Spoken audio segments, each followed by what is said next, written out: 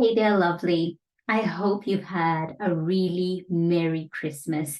And now we're in that middle when we don't know what day it is before the new year. We've eaten, we're happy, we're in a place of rest. And I hope that is how this video finds you, that this video finds you at a place of rest, a place of happiness. And as is custom here, in my business, I like to take this time between Christmas and New Year's just to reflect on the year that's been, because this has been a big year. This was the year that saw us, travel to Kenya twice.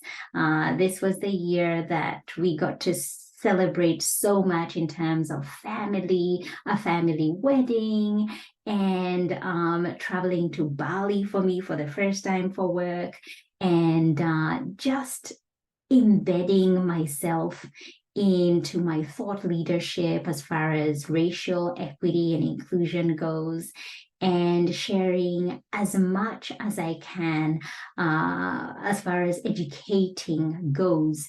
And it has been a joy to do this. None of this has come easily, of course. With life, there are ups and there are downs. And my word for 2023, I always tend to operate through words, and I always feel a prompting in my spirit come November, December to kind of step into the word of the year. And so my word for 2023, which I always love to reflect on this year, the word is trust. And I knew at some point trust and sinking myself into that and feeling into that would require being outside of my comfort zone. In order for you to trust, you've got to get out of your comfort zone. And so I didn't know how things would unfold to the point where they would require me to trust. But in the last couple of months, particularly November and now December, I have really been put in a place where I have had to trust.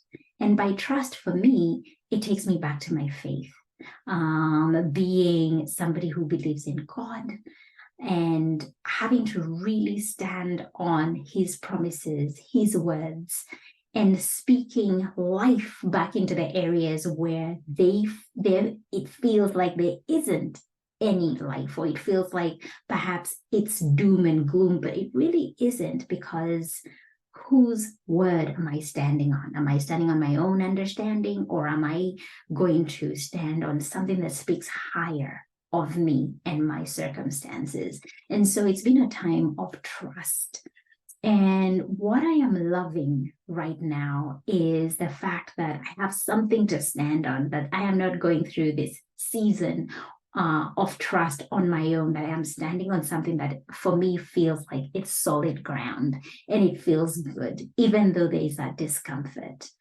And so I want to share with you some of the things that I am so grateful for 2023.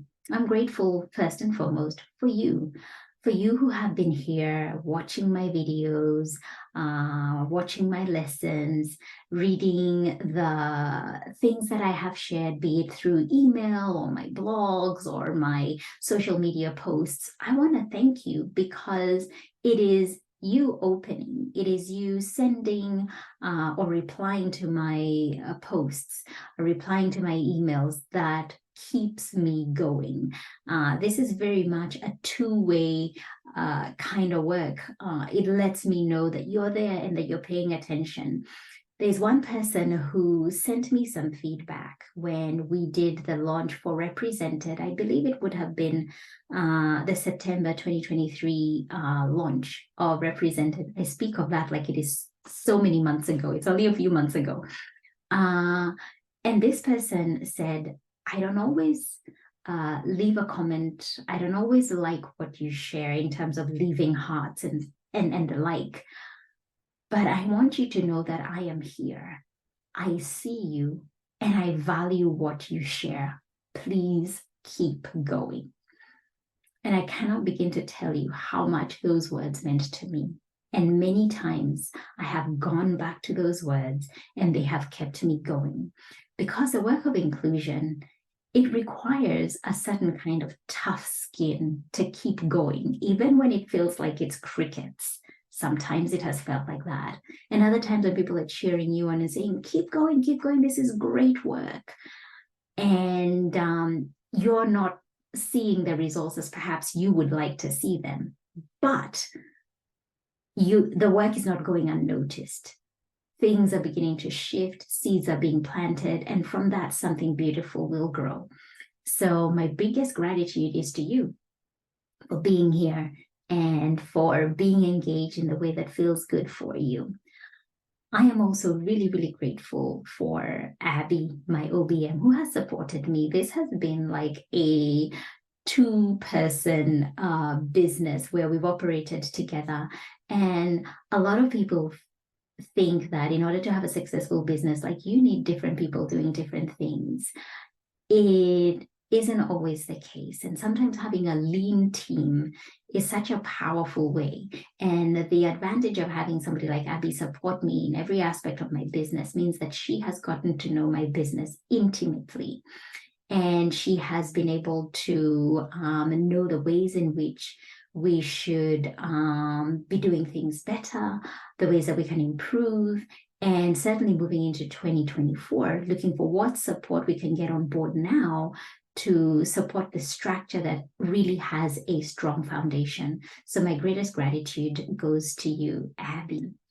And I'm also grateful to my peers, the other coaches in this space, particularly those from the Beautiful You Coaching Academy, who I have had many a conversation sliding into my DMs, encouraging one another, seeing what they're putting out there in terms of offers, and just seeing how they're being of service to others.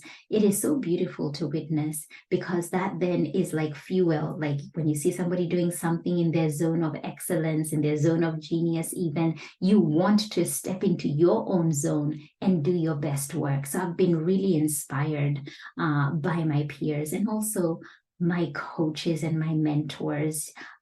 Julie Parker has been a mentor, a good friend, and always have such deep gratitude to her because of the wisdom she brings, having been in business for many years, decades even, and just the profound wisdom that she brings with that. My beautiful coach, Jess Miller, who has been an absolute gem and a godsend, meets me where I am and allows me to grow authentically, not be something else. She's the one who has taught me the art of slowing down in order to speed up. Sometimes you just need to slow things down in order for things to grow. And when I started my business, it was very much, I want things now. But now getting to a point where I'm at a different phase and I'm being grounded by the slowness. And that means I get to spend more intentional time with my kids, being a wife and a mother intentionally, and having the spaciousness without business being front and center all of the time. I'm also grateful to my husband and my children who now, particularly my 10-year-old who has a deeper understanding of what I do, and my 6-year-old who's very supportive of what I do, and my husband who just holds down the fort in every way possible. If I need to travel internationally, he's holding it down. And the support that I get from that is absolutely profound. And I'm so grateful for that.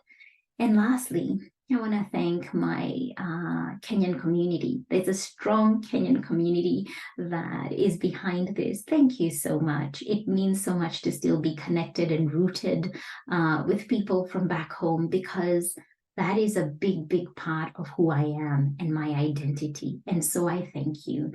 Coming in 2024, there's some good things coming. And on the 1st of January, something really special is dropping. So keep your eyes peeled for that. And thank you for what has been a wonderful 2023. And I can't wait to catch you on the other side of 2024. God bless you. Sending you so much love. Mwah.